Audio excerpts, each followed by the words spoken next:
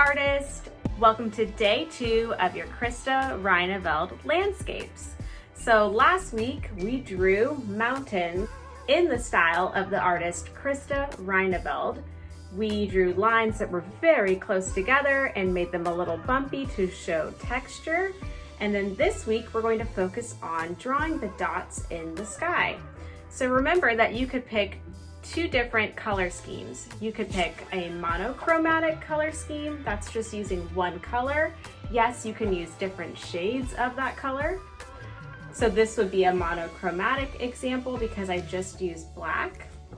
Or you can pick analogous colors, which are 3 to 4 colors that sit next to each other on the color wheel. So this example is green, blue, and purple. I used some different shades of those colors. So this week you're going to want to continue using the same color scheme that you started last week. So let's review our directions from day 1 for our Christa Rijneveld landscape. So we went over who Christa Rijneveld was. Remember, she is an artist from the Netherlands, but now she lives in Canada. And she loved art in high school. She tried to apply to art school, but she did not get in. And instead, for a while, she took up modeling. In 2015, she moved to British Columbia around the Rocky Mountains. The beauty in the nature around her inspired her to start creating art again. And since then, she has become famous on social media for her beautiful landscapes using line and shape. Christa Rijneveld shows perspective through the careful planning, sizing, and placement of lines and dots in her artwork. So we see how the dots are smaller when they're closer to the mountains, and as they go up the paper, they are getting larger. Sometimes she will also include animals in her artwork, and these would be animals that she would see in the nature around her. So last week you picked an analogous color scheme or a monochromatic color scheme for your landscape. Remember, analogous is 3 to 4 colors that sit next to each other on the color wheel. And monochromatic means 1. So you're choosing one color only, but you could choose different tints and shades. So different shades of blue would be fine. Or just one color, like using black and the paper is white, so black and white. So last week we focused on drawing the mountains using texture and then drawing lines that also show texture. So we're making these lines a little bit bumpy. We're drawing them close together. We split the mountain in half and we drew thinner lines on the left side and thicker, further apart lines on the right sides to show variety. Today, our focus is going to be drawing the dots in the sky. So you can see how close they are together here in Christa Rijneveld's work and how small they are when they're close to the mountains and how much bigger they get towards the top of the paper. Let's see some more drawing tips from Christa Rijneveld. Here's how to draw lines and dots.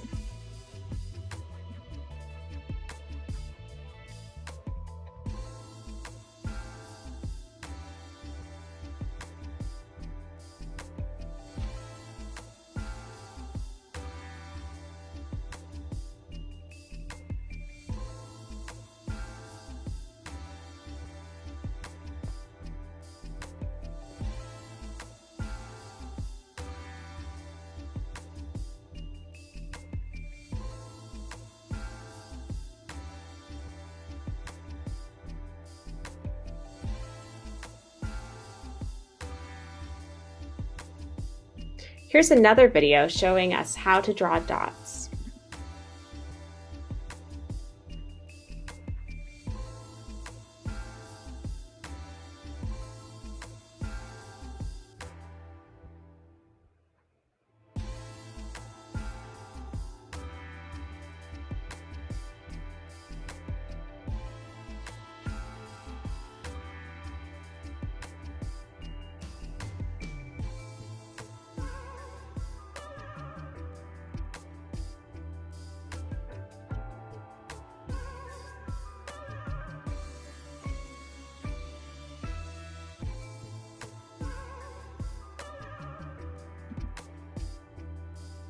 So let's go over your directions for day 2. First, you can continue drawing lines in the mountains if you need to. Remember, lines on the left side are thinner and closer together. Lines on the right side are thicker and further apart. Bumpy lines are good and add texture. After, draw dots in the sky with pencil. Start in the middle with a medium-sized dot. Then draw a line of dots across the paper. Next, draw dots that are close to the mountains smaller and dots that are further up in the sky larger. This will show perspective. Remember, perspective means the view from where you are. After that, outline and color in your dots. Remember to stick with your analogous or monochromatic color scheme. When you're finished, upload your artwork to Seesaw. So now let's get to the demo. So here are your directions for day 2 of your Christa Rijneveld landscape. So today we're going to finish drawing any of the mountain lines that you need to, but our main focus is working on the dots that are in the sky. Notice that the dots are smaller at the mountains and they gradually get larger. They're also pretty close together, so we don't have any large spaces where there aren't any dots. So for your materials today, you'll need your project from last week. You'll need a pencil, an eraser, and the colors that you are using. I'm going to be working on my monochromatic example. So that's just using one color. I'm using black and white. But remember that you could also pick analogous colors, which means that you can pick 3 to 4 colors that sit next to each other on the color wheel. Like this example that has greens, blues, and violets.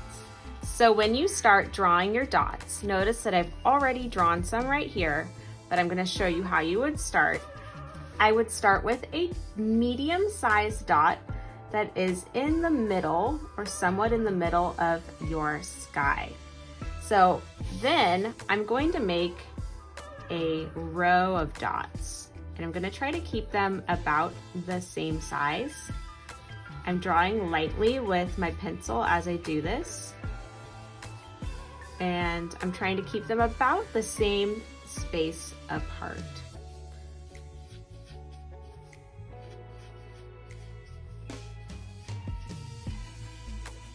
It's important that you draw lightly so that you can erase it if you need to. And it's okay if it's not an exactly straight line. So then I know that above this line that is about in the middle, every dot is going to get bigger, and below this line, the dots will become smaller. You could do another row of dots. So let's do a row that is smaller. I'm going to kind of break this space up in half. So maybe about like right here.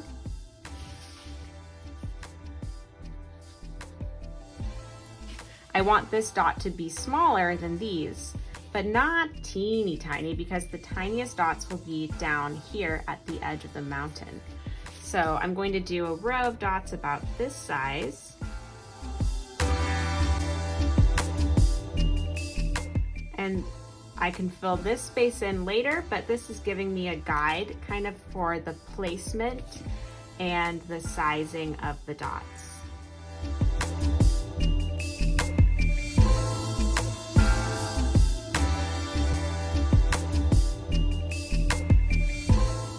So now let's try a row of dots that is above the middle line, the first one that I made.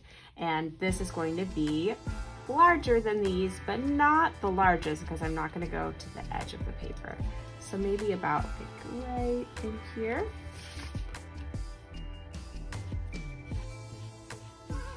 So I want to look at this one when I'm doing it and make sure that I'm drawing a dot that is bigger.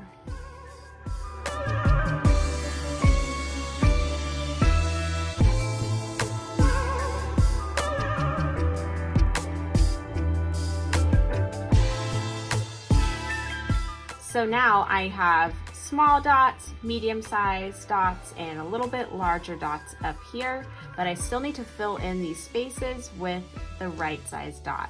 So let's do another row of smaller dots,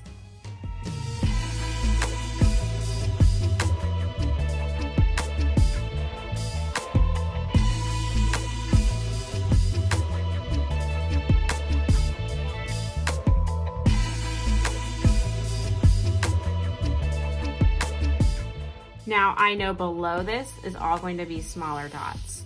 Let's fill in the dots that are the closest to the mountain. So these are going to be the smallest dots. And I would go along the edge of the mountain and draw the dots. You could draw some as little tiny half circles if you want.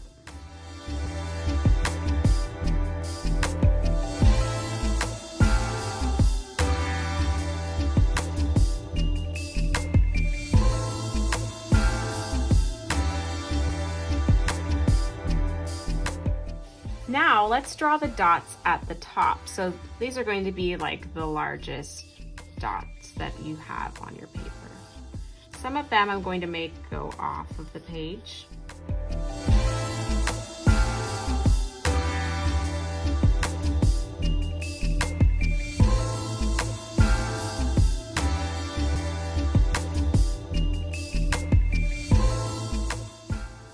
Now I'm going to go ahead and fill in the missing spaces, but I'm making sure that the dots are the right size for the section that they are in, that they are smaller at the mountains, and that they are getting larger when I get to the top. By doing this, we are showing perspective in our artwork. So it looks like the mountains back here are further away from us and that these are closer to us. So just a reminder, when you're drawing your dots in your sky, make sure that they are close together and that they are going from smallest to medium to largest at the top of the paper. One thing that you don't want to do is just randomly draw dots around your paper. You don't want them to be just randomly placed with random sizes.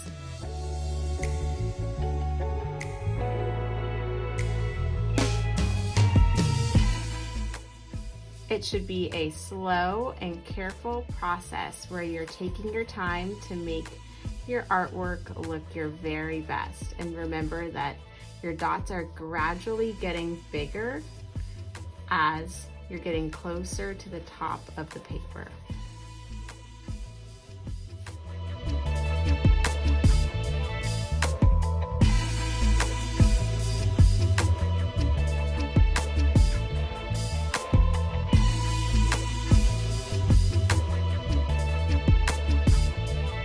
Filling in the spaces between the dotted lines that you made, you don't have to draw them all exactly in a line. You can just kind of fill them in where you have space, but remember to keep the sizing in mind. So you may need to erase and adjust some of the dots a little bit.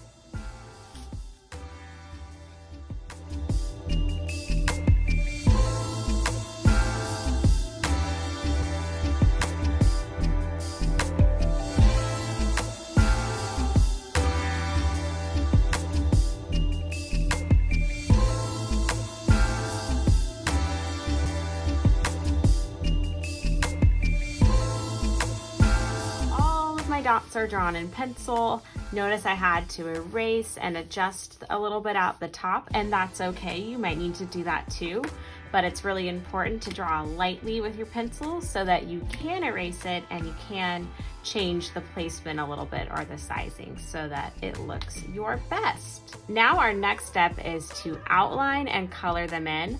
I am using a black marker, so this kind of becomes one step. I'm going to outline and color it in with the same marker. But if you're using color, you could outline the edge in black and then color it in with the color that you're using. It's important to have a really fine point marker for this step, especially for these little tiny dots down here. If you don't, just try your best to use the tip of your marker or to find a pen, maybe that is black if you're using black, or even a colored pencil in the same color of the colors you chose would work if you wanted to fill it in with colored pencil. So I'm going to go ahead and fill these all in, and I'm going to speed up my video. Remember to take your time on this step so that it looks super neat.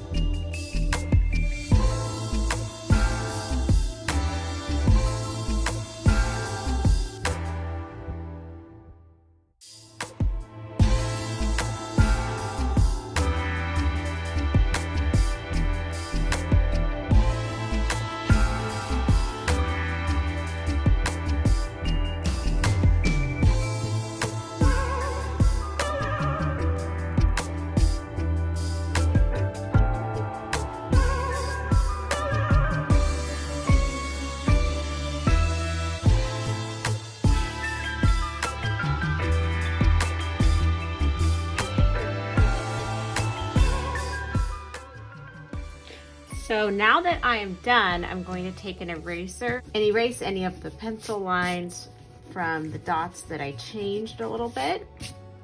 And this will just make my artwork look a lot neater. So I am done with my Christa Rijneveld landscape now because I have my mountains drawn. They're filled with lines that show texture. And then I filled my sky with dots that start small at the mountains and gradually get bigger towards the top of the paper. I hope you have fun creating your Christa Rijneveld landscape. I can't wait to see what yours looks like.